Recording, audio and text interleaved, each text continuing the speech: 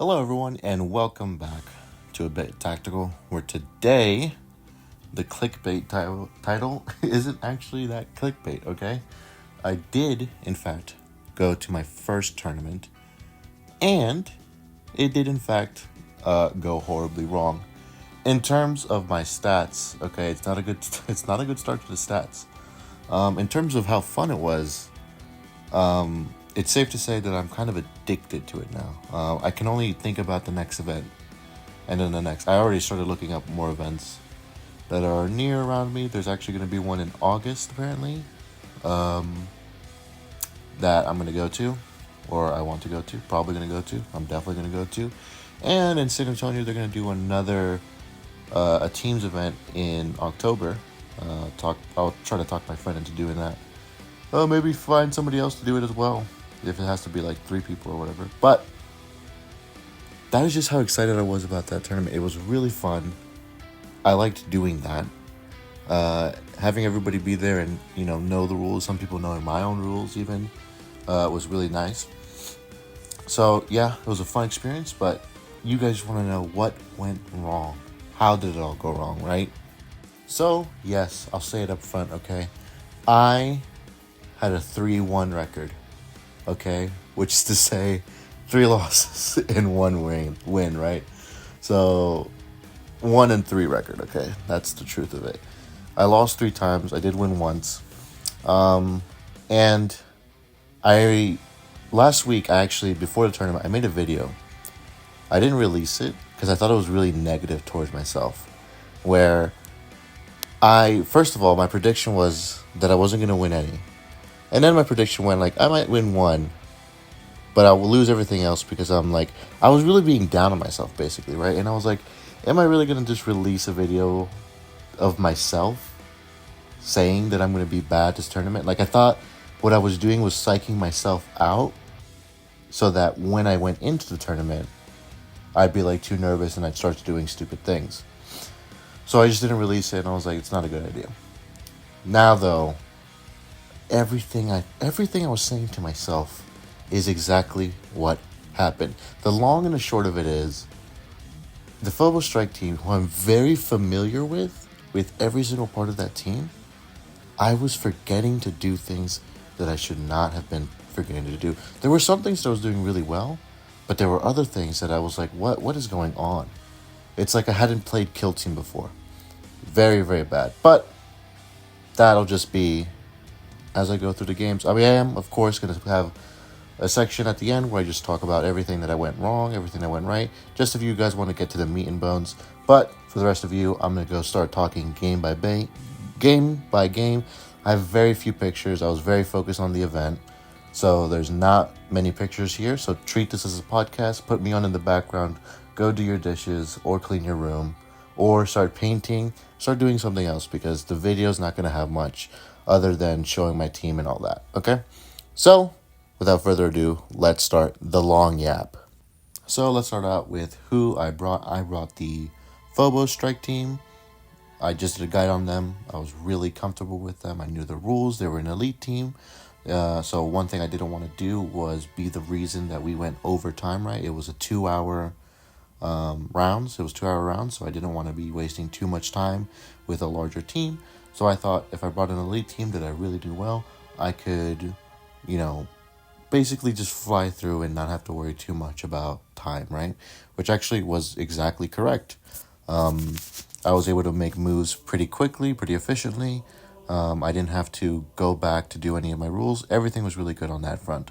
Who I brought was the Incursor Marksman and the Incursor Mine Layer, right? A Reaver Sergeant and a Reaver Warrior, and then the Vox Breaker and the Infiltrator. Now, the only controversial pick there was really the Mine Layer. I wanted to try some things out, see how effectively they worked in a real tournament setting. So with all that being said, let's move on to the first game. So the first game was the game that I had against the Hunter Clade. I think that's what they're called. Whatever, the AdMech team, right, that we have currently right now. And this game was kind of everything that was wrong with my performance in this tournament. Again, I'm not going to go play by play because I don't remember everything specifically. However, it was on Into the Dark, which I'm not too used to, but that's not really why I lost. Okay? And I did lose this game. I lost this game for one reason and one reason only. I lost sight of what I'm supposed to do during a game of Kill Team, which is to score points. That's what you're here to do. It's not even that I was going after kills.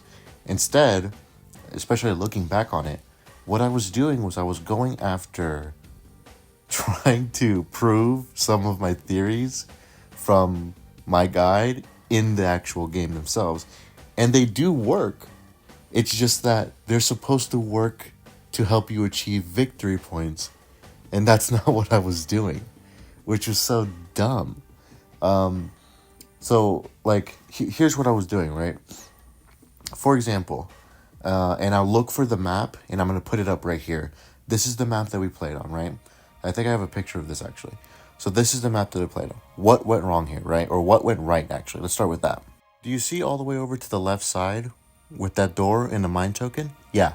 So, turning point 1, I was able to, with my mine layer, go up, put the mine token down, and I explained to my opponent like what the mine does and everything because he asked, and that effectively shut him out from that room for the rest of he didn't enter that room at all. He had 2 models there ready to go. Turning point 1, I planted the mine. He no longer even considered going in there. He just switched over to the center room. So when I told you guys during the guide, hey, you can just shut off a room, your opponent's probably not going to do it, he didn't. And what I did is after I planted a mine and I did my counteract move and then I moved all the way down to the bottom of the board, I kept my mine layer there just in case he did decide to go through so I could react. But he also had perfect line of sight into the center objective, so I had basically an incursor down there, good line of sight, all that good stuff, right? Which actually worked really well for the rest of the game as well. My opponent tried to shoot at him a few times. He didn't roll too well. He did do damage, but I was able to do damage back effectively and killed a few models like that. So the Incursor Mine Layer on Into the Dark is 100% able to completely close off a room and then basically by himself block off an entire section and do really good fire support. Where did I mess up on this though? I took plant beacons as my tac op. How much did I score with plant beacons with my tac op? I scored 2 points. Because I misplaced them, and B, I was not aggressive enough, and I could have been, just so you guys know, I absolutely could have been aggressive enough to do it, I just did not. So, and just to put that in perspective, again, the rest of my games, I scored 6 on the tac op. 6 VP. Full score with the tac op. Alright, and I made it my primary op, so I was scoring like 3 each in every single game after. So I had like 9 points just from tac op. So, in that first game, I lost 14-13. If I had just done what I was doing in those other games, I could have won. I could have at least scored 2 more. Especially with the mine layer having cut off the whole section and him just moving over to the center. I definitely could have taken advantage of that, but I didn't. I was foolish, and I don't know what is wrong with me. I really don't know what is wrong with me. I just, it was real bad. So, that first game, even on the crit op and on the kill op, I wasn't doing too much. Because he was, with his Hunter Clade, half his team stayed in spawn the entire game. One guy on the side, I wasn't even trying to, because I was just focusing my objective and the center objective, right? So I wasn't even focusing on his objective. He also had a model that he just kept over there. And we just, were super cagey and fighting around the center. I think that if I had done a turning point 2 or turning point 3 rush to it, and maybe forced him a little bit more to come out, I think I could have actually done really well against that. Every single time I had a shooting attack, I killed. Even with 3-4 weapon, even with just normal bolt gun, I killed people with that, right? So if I had just been a little bit more aggressive turning point 2, I think I could have forced him to come out with some of his weaker models and won the game. But I didn't. And that was my fault. That was my bad. I was doing this mix of being a little bit cagey and a little bit aggressive, but I really wasn't moving around too much, and I was trying to move around with my cursor marksman to give him good angles. I was focusing way too much on doing the tactics that I was talking about, but not actually applying those tactics correctly. So the tactics were working, it's just that the tactics weren't being applied correctly, so I ended up losing the game on points, even if it was by 1 point, which was super frustrating. However, shout out to that guy. I should have taken pictures of his team. I didn't ask, but his team were like painted so well, and he played really well too. He played cagey, but that was to his advantage, right? That was just to his advantage. I forgot what his stock up was, but I don't think he maxed it out, but he got a good amount on his stock up. So yeah, that was game 1. Ended up in a loss, barely by 1. Real bad. And not only that, I was forgetting 2 things, and this was crucial. I forgot that he can't reroll around the 6 inches with the Vox Breaker and Omni Scrambler. I did not use Omni Scrambler 1 time, and I could have at several points. And I did not use the Vox Breaker's 6-inch denying all rerolls, which is just a tragedy and a huge mistake, and I can't believe I did that. So the first game did end with me losing 14-13. Very unfortunate, but I wasn't disheartened yet, okay? It was really close, and not only that, it was really fun. The guy was really cool. At several points, we made mistakes, and everyone was real understanding. Said, oh yeah, no, we'll go back and do this, and so everything was cool. Really nice. On to the second game, which was against the Vespid Stingwings. So the guy I was playing against was really cool dude. Seemed like he was really knew a lot about Kill Team. Really new to Vespids, I think. Or maybe it's not that he knew them, but I think he's just one of those guys, okay? He knows his stuff. And he knows it well, and he knows how to use it, and all that good stuff. So, for this match, and the previous match as well, I wanted to do the same thing. Now, I knew that the Vespids could fly, so laying down the mine wasn't as important, but I still did. I didn't cut off a whole area, but I swarmed that area, and he just didn't want to seem to go into it, right? So we were fighting over the center objective. So turning point 1, real KG, we're moving up, we're doing stuff. Turning point 2, though, is, and I'll actually put, I think I do have a picture of this map as well. So let me put that up right here. All right, so this is later on in the match, right? But as you can see, that room on the left here with my guys in there, he had moved Vespids up here, but then he just moved them back. He didn't want to open the door, he didn't want to mess with this at all, which was fine by me. However, next to the center objective point, if you can see there's a barricade right there, I actually put down my Reaver Warrior. I actually had him a little bit further up than I usually would, right? And what happened there was so insane to me. I couldn't believe it. So I'm not familiar with the Vespid Stingwings rules that much, but with the grenade launcher dude, the neutron blaster guy, he was able to have Seek Light on him, right? So he moves him up, right, and shoots my Reaver Warrior, which then lays down that neutron blast, right? And that neutron blast has a 2-inch range. So every single time somebody enters it or activates within it, it is a D3 damage, which on reflection maybe shouldn't have scared me too much, but actually did restrict so much of what I could do. For example, I put him up that close, hoping that he would bring in a few of his Vespids into that top area, and then I could double charge somebody and, just get some Reaver kills, right? Some Reaver double kills, and then hopefully waste an activation or two of him trying to kill that Reaver. However, him winning initiative, doing that with a neutron blast, and then shooting me, oof. Oh my god. It did two things. One, the initial shot didn't wound me, but it did get me down. It got me down to, I believe, 7. And I needed to, if I got down to 5, I would be injured, and then I'd have to use the Comsman ability in order to switch over from probably balanced or something else, in order to get the movement, in order to be able to charge without the movement penalty, basically, right? So, that was like a decision point, right? Now, I did end up doing it. And I charged.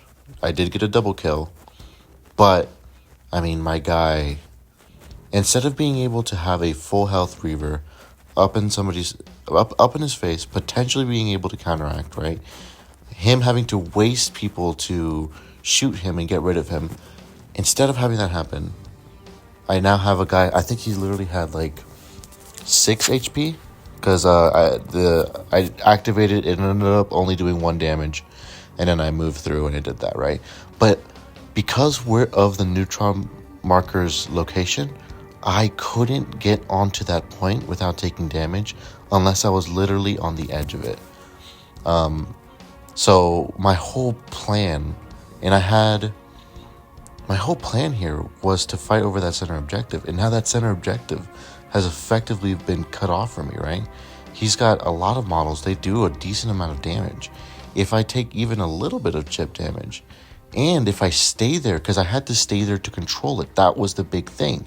So every single time I activate, in order to control that objective marker, I would have to die. Or not die, I would just have to take D3 damage every single time in order to score points on the crit op. So that was like, it was just a really good play on his part. And then the second thing is, he was playing so cagey. His Vespids did not leave his spawn, like, at all. They did not leave his spawn at all. Which was just, oh my god, so insane to me. Like, they didn't leave it. Like, he had the door open, he just kept taking shots and then dashing away or repositioning away, right? And using, communion points to do cool stuff or whatever. And on the other side, he just completely had it on. It was kind of like how I had it on my side, right? We both had our home objectives and we didn't have to worry about each other. We were just fighting over the center. But while I was... Ooh, actually, I did lie to you earlier. So anytime I took plant beacons, the tac op, I maxed it out. For this one, because it was against the Vespids, I was like, oh, okay, hold on. This is a lot of people. I feel confident in my ability to kill them. I'm going to go with confirmed kill. I'm going to make my primary op my kill op. And then that way it's like I got a nice little synergy where I'm going aggressive, right? That's kind of why I put the Reaver up that far ahead. So I did that, right? And that ended up being a mistake. I think I only got 2 on the tac op for that. Like, just because I got the 2 kills. No, actually, I think I got 3. But it's just, I didn't kill many of his models because all of his models were out of my range. And he did this really cool thing where after turning point 2, I was controlling the center objective. No, after turning point 2, he controlled the center objective with 1 model, which I was going to kill immediately, right? He did win initiative, was able to do a good amount of damage with his grenade, like the special Vespid grenade, against my Voxbreaker and my Incursion Marksman, which did force me to change over to And They Shall Know No Fear, so I suffer nothing from being injured, right? But then I was able to go in, capture the center objective, and I kept it for turning point 3 and 4. However, what he did at the end of turning point 3 was all the doors that were possibly open to me, he closed them. And then basically denied me the ability to kill at all. I do think I made a mistake, and I made a few mistakes here. There were several points where he was within 6 inches of my Voxbreaker, and I believe he did reroll a few times, and again, I should not have let him do that. Not only that, again, I didn't use Omni Scrambler. If I had used Omni Scrambler, I would have used it on the guy who bombed my Incursor Marksman and my Voxbreaker, or my Comtron, I believe. So I would have used it against him, and then he would have had to do something else, and then he would lose that model because I would kill him, right? There was, again, didn't use Omni Scrambler, didn't use Voxbreaker's no reroll aura. Just huge mistakes on my part that I should not be making. I made a whole guide on the Phobos. I've been playing them for months. Like, I've been playing Kill Team for almost 2 years. Like, those are mistakes that I can only sum up to that I'm being nervous. That I was nervous. It was my first tournament, and I was just too invested in the game or whatever, and I just wasn't thinking straight. That's honestly the only thing I can think of right now. I think this was a bigger loss. I think he got like 15 or 16 points to 11. I don't actually know if I should show any of this stuff. I mean, well, here's what I'll say. This game was on Best Coast pairings. I mean, this is public. It was the Alamo 40K event in San Antonio. If you're part of the DFW conglomerate Discord, they did have a picture of all the winners. The guy who beat me, he was actually a part of it. I think he placed second in the overall tournament with his Vespids, which is really cool. So I mean, yeah, just look at all that stuff up if you want to see that stuff. I just don't know if I should include that here in this video. I'm not sure, but yeah, he ended up beating me pretty soundly in that second game. So 2 losses at this point. I was like, oh, no way, right? Now I'm stressing. And then we go into the third game. So the third game was me against an Angels of Death players.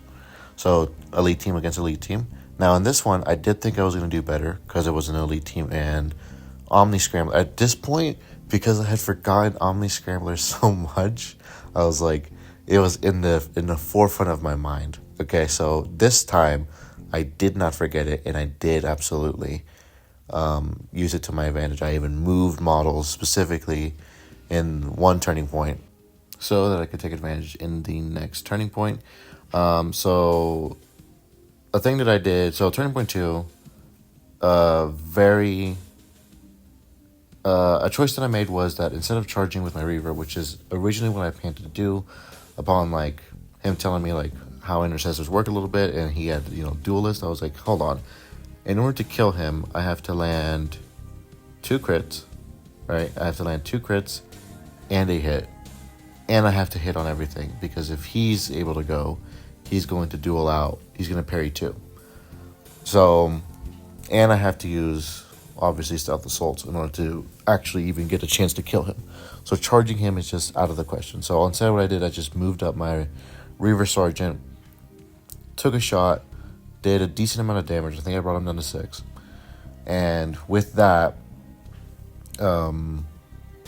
just kept that guy up there, and I was like, let's just see and hope that I can just take a few shots from people, right? And that's actually exactly what ended up happening. I think it took him 3 models in order to finally take me down with my Reaver Sergeant, which to me, that's a very good use. That's 3 models that didn't get to do anything other than shoot at me,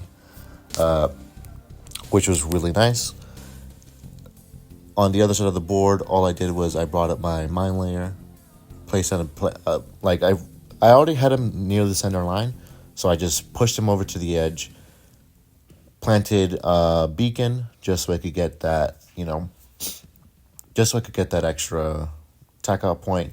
Also planted a beacon on my side. Again, like I said, I maxed out all of my attack ops with plant beacons for the rest of the tournament. I made it like a priority. Used my Reaver Warrior to actually do that, so I actually planted for free, and then I did a little bit on the objective, Vox Breaker stayed where he was in the corner, just so I could go up. I believe I made my Reaver Sergeant, or not Sergeant, my normal Reaver, just go up and again do a little bit of chip damage against the 18 model gunner dude, right? I also used my Incursion Marksman to shoot him as well, and I believe by the end of Turning Point 2, I actually killed him. So, a really scary model that I ended up killing. I did a really nice thing where I brought out my commsman. I don't even think I moved him because he had line of sight from where he was. I shot at the dude. It would have been an obscured shot, but my Vox Breaker was right there, and he was within 6 inches, and I did remember that as well, so I was like, no rerolls. So I shot that guy with my commsman. I ended up killing him with the commsman, and then I switched over because all my shooting attacks were done for the Turning Point. I switched over to guerrilla warfare and made it so that my commsman went back to conceal. Very nice, very nice. So Turning Point 2, he had one model dead. I believe there was a few other models.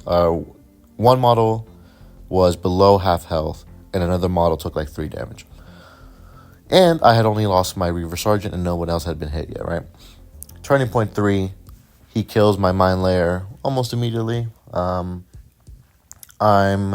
again, planting beacons on all of the sides, right? I'm planting beacons on everywhere on the map.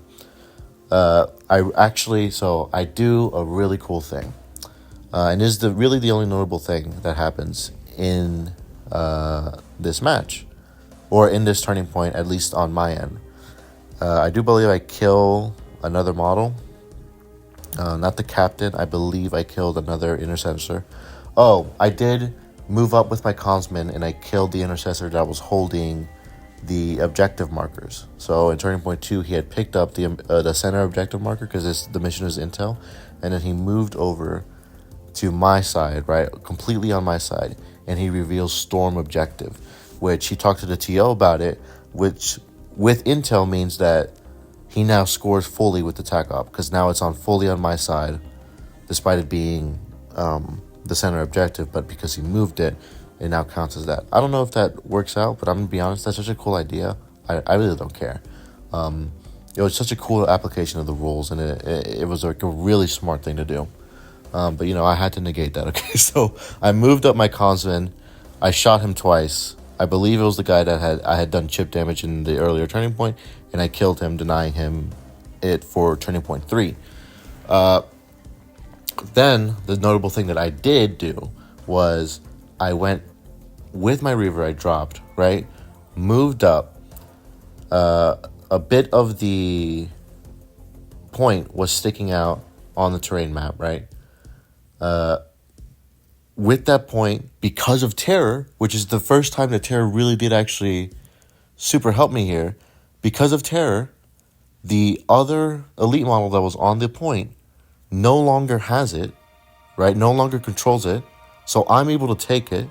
So I take it. I take that model, and that's 2 APL, right? I have 1 APL left. I then shoot another intercessor, and I kill him. So, no. Did I kill him? No, I didn't kill him, but I did damage to him, and that was the important thing. So I did damage to him, and now I have his home objective, right? Which I believe had like 3 points at this point. So next Turning Point, he wins initiative, and the intercessor that I shot, right? What he does is he takes him, and he knows he needs all of the movement and ability to do it. He goes back into the same spot that his other intercessor who died was at, and he picks up that objective so he can have Storm the objective. He can have those 2 TAC out points, right? So that's what he does with his first one, which was smart of him because I was going to immediately try to kill him. Then what I do is I believe I plant a beacon here on enemy territory. So I got I'm at this point at 5 with the TACOM for plant beacons, right? Because I've planted 5 at this point. And I move over to... I move and dash all the way over to a place that none of his models can reach. They'd have to climb. They'd have to do like a 4-inch climb to get out of the stronghold. They just don't have the movement to get there. And I switch my guy over to conceal. He could possibly get me with a counteract, right? If it gets to that point. But what he then does is he goes through the door. He gets right up onto my stronghold with my home objective, right? Which he is able to get through the wall. And he shoots at my Voxbreaker, denying me that point and granting it to him, right? So my Voxbreaker's dead. My Cursor Marksman, Commsman, and Reaver are all still alive, right? I then, with my Commsman, kill that Intercessor that was plaguing me. And then with my Cursor Marksman, just to round it all off, I plant my final beacon. I can't do anything else really effective with him. And that's really the end of the game. Because he's not able to do anything at that point. And finally, I do get a win here against Angels of Death. I believe the score was 15-11. Which, I mean, this made me feel good because I felt like he did really cool stuff. I did really cool stuff. And obviously my first win on any tournament ever. Felt pretty good. Okay? But now I was like, hold on a second. I'm maxing out my TAC op. I'm remembering my stuff. Let's just lock in. Let's just lock in and try real hard with this last match. So, the last match rolls around. It's against the Novitiates, right? Now, the Novitiates have a few things. Dude, it was actually so funny. It was so funny because we both kept laughing whenever he did it. They have this thing called the Blinding Aura, where basically it's a firefight ploy where he just pops it off and a shooting attack gets immediately negated against whoever it is, and that person can't be targeted. But you do spend the action, and, you spend the action, you spend the AP, it counts as a shooting attack. Still, it's just you aren't able to do anything with it. Which I was like, unbelievable. So, and that was actually kind of key with it. But again, in this fourth match, once again, Omni Scrambler I remember to use. And I did use that effectively. Actually, no. I think Turning Point 2, I didn't do it. And I could have done it, and I probably should have done it. I don't know if it would have changed anything that much. But if I had the opportunity to do it, I should have done it. But the Voxbreaker 6-inch aura of no rerolls, I absolutely did not. And I think that actually could have been huge. I think he whiffed a roll. So he charged. So at the end of the first turning point, I had been a little bit cagey. I was on my home objective. However, he was able to push up pretty handedly. He goes through the door through a stronghold with his big sword woman, and he charges my Cursor Mine Layer. Now, my Mine Layer had already planted his mine to cut off at another avenue that I think he was going to take, and I think my opponent actually was going to take that avenue, because he looked it up. I think he looked and he measured, and he's like, oh, yeah, I couldn't get past that. And I was like, okay, cool. But I brought my Cursor Mine Layer not far enough. I should have brought him further, and I could have brought him further back to avoid this. Didn't, though.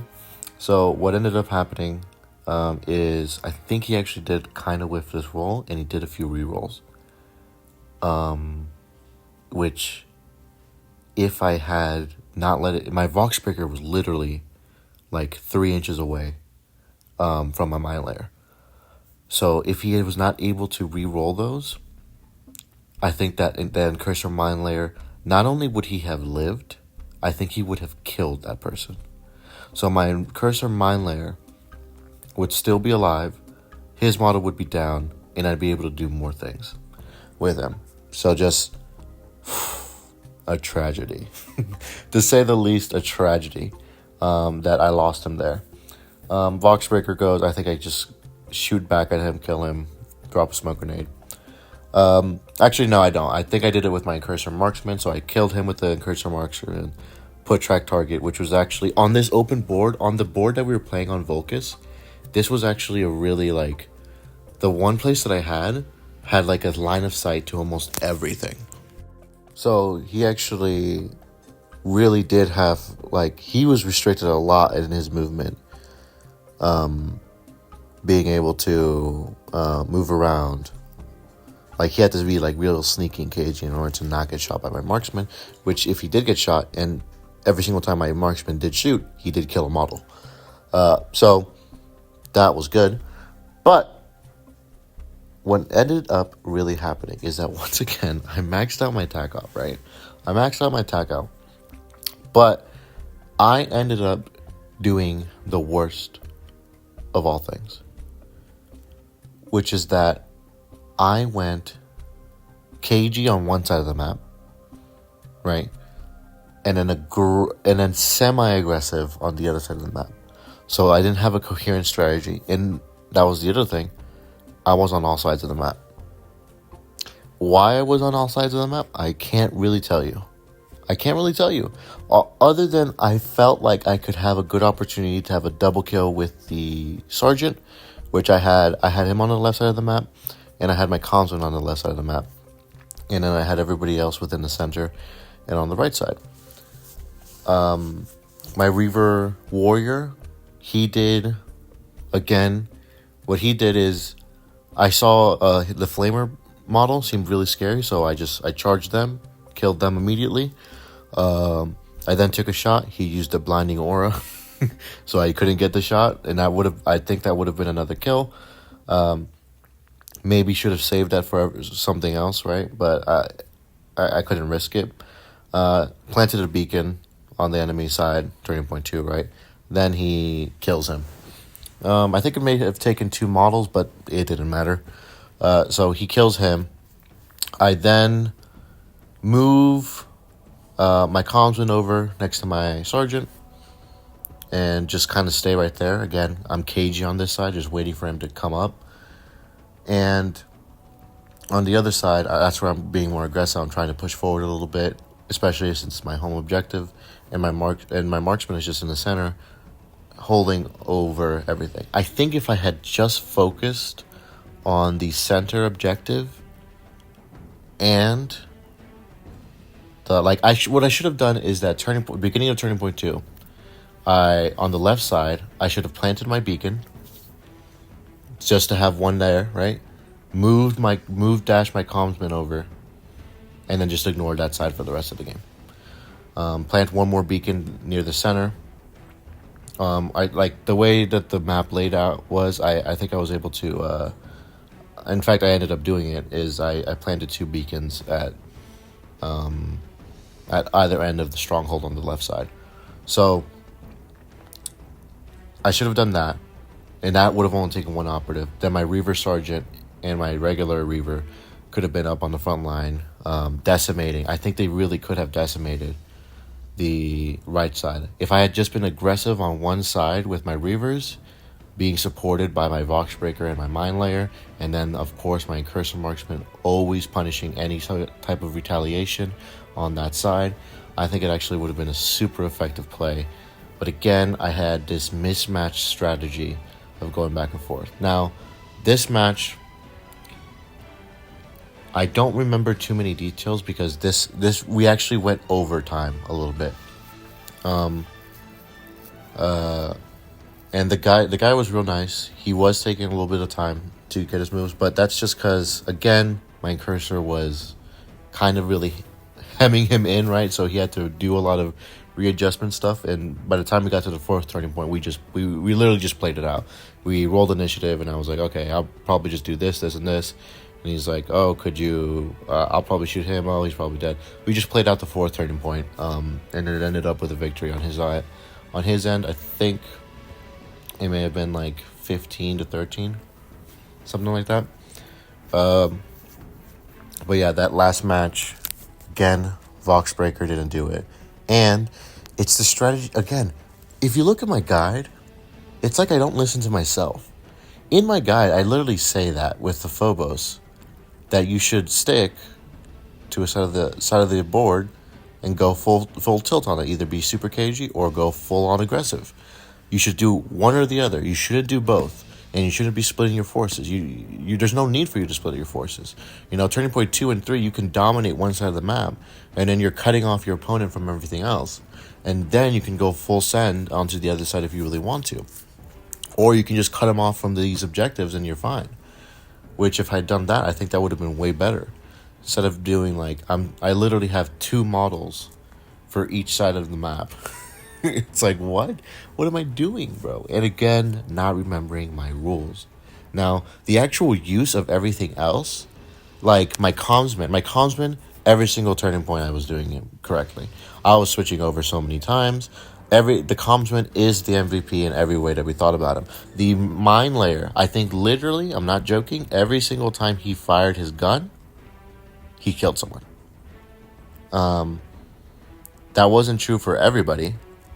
But for the mine layer, it was true. And that's because I gave him that P1. Right? And he has that saturate, so he takes away any cover saves. He ignores obscuring by himself. He's just a really nice model to use, right? But yeah, that was the end of game 4. It was a loss for me. I ended this tournament pretty bad. 3 losses, 1 win. But I kind of don't care. I'm now actually super addicted to this now. So much so that I immediately went onto the Discord and was like, hey, I want to put in some practice games with my Kazakin. Is anybody free to play this weekend? And I actually have a game coming up this Tuesday. It's going to be with a stranger, so I'm not really going to film it. I might take a few pictures, do another after action report with the Kazakin. But basically just to prepare for the next tournament, which I will 100% be bringing Kazakin with. And that's why I'm going to be doing a lot of practice games with them, just so I get everything out of the way. I want to be 100% prepared for the next event I go to. I think it's going to be in August. It's the LSO Open or something like that. Whatever it is, it seems like a pretty good event. And it's here, right? I don't have to travel 4 hours into Dallas. I'm in the Dallas area. I guess I just doxed myself. I don't care. I don't have to travel 4 to 5 hours to go there. And I think I might even go, if I convince my friend, and maybe somebody else, if it's like a triples, to go back to San Antonio in October, because they're going to do another team tournament there. And again, that scene, now we're going to talk about just me glazing San Antonio for a second. Dude, the game store we played at, it was called like the Battle Pub or something. Had a little bar there, which is cool. They had a whole room, like a whole other side of the room that was like, I think like 30 to 40 tables. Maybe not 30, like 20 to 30 tables. Where it seemed to be for 40K. There was a 40K tournament while I was playing Kill Team. But that was cool. They had a whole bunch of terrain, dude. A whole bunch of terrain that just seemed perfect for Kill Team. And a lot of the scenes that around Dallas, they just kind of don't. Like, I had one game store that had Gallo Dark, but I think someone stole it. So I can't do that. And I don't have any actual official terrain. I have to, I don't have any of that stuff. So the only thing I do have is nothing. Is nada. Unfortunate, but now here's the thing. Is that place was so cool, and it seemed like they had like several places there in San Antonio, because all the people there knew each other, and they were all talking about other events and other tournaments they were running and how they were doing it every month. And it's like, what? Dallas, I'm like doing on Best Coast pairings every day. Like, when is the next tournament around here? And again, it's not until August. Maybe there's going to be another one that pops up before that. And if there is, I'm definitely going. But yeah, I don't understand why the scene out here isn't as big as it seems to be over there. I don't know. But I mean, I'm definitely going to be becoming more involved with it, though. like on a Discord. Like I said, I've been on a Discord for a while, but now first time I ever just shout out and be like, hey bro, anyone want to go? And I got a game on Tuesday. So I'm going to try to do that every week. And then also playing with my buddy on during the weekend. So a lot more Kill Team in my future, hopefully. But the takeaways that I have is just, guys, listen to what I tell you, okay? Listen to what I tell you when it comes to the guides, which is remember your rules. Remember your rules and be super cognizant of them and use them. I feel like there were 5 or 6 models that should have been killed or should have died that didn't die because I didn't use my Vox Breaker. And there are 5 or 6 models, not like 3 or 4 maybe, even 2 or 3, that died on my end that shouldn't have because I was allowing them to reroll. And that's just on me. That's all on me. There's no excuse for it really. But not only that, go in with a more solid game plan. Again, a lot of the games I felt like I was trying to do a little bit of everything or too much. And then when something went wrong, like for example with the Vespids, when something went wrong with them, I didn't immediately adjust. As soon as I saw that I couldn't get that center objective, I should have been trying to get into his spawn. At that point, it may have been too late. I may have just dedicated too much, but I felt like I could have done something more to get it. Definitely take plant beacons. That's what I should have done. I should have taken plant beacons and made it my primary up, because in the other games, I was scoring 9 from my tac op every single game. Every single game I made it my primary, and I made it the tac op plant beacons, and I was scoring 9 every single game, dude. And I think about that all the time now.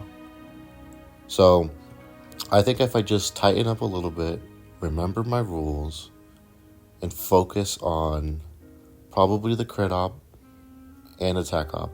The tac op I feel like I could do without even thinking about.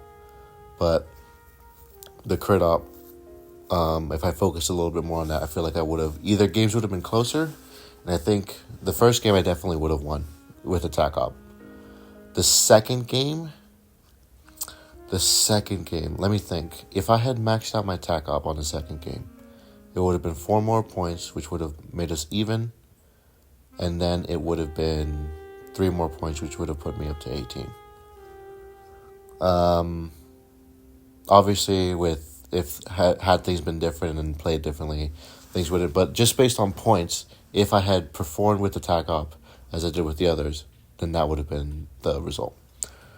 So, yeah, first tournament, a really fun experience. I'm kind of addicted to this stuff. I'm literally looking all the time now to see when the next tournament's going to come up. I'm refreshing every single day. That's how much fun I had at this tournament. If you haven't gone to a tournament yet, and you're really into Kill Team, I suggest you do. It's a really fun experience. All right, enough with the yap session. Jesus Christ, I didn't take any pictures, dude. I wish I had taken a lot more pictures so I could just have a carousel of things and you guys could see much better about what I'm talking about. But unfortunately, I didn't. I was just too into it. So, yeah. I guess don't forget to subscribe, comment any stories about your first tournament, or any tips, tricks you got for me for my next one. And I'll see you guys later. The Aquilons should be continuing either this week or beginning of next week, depending on how busy I am, because work is probably about to be crazy. All right, I'll see you guys next time. Don't forget to subscribe.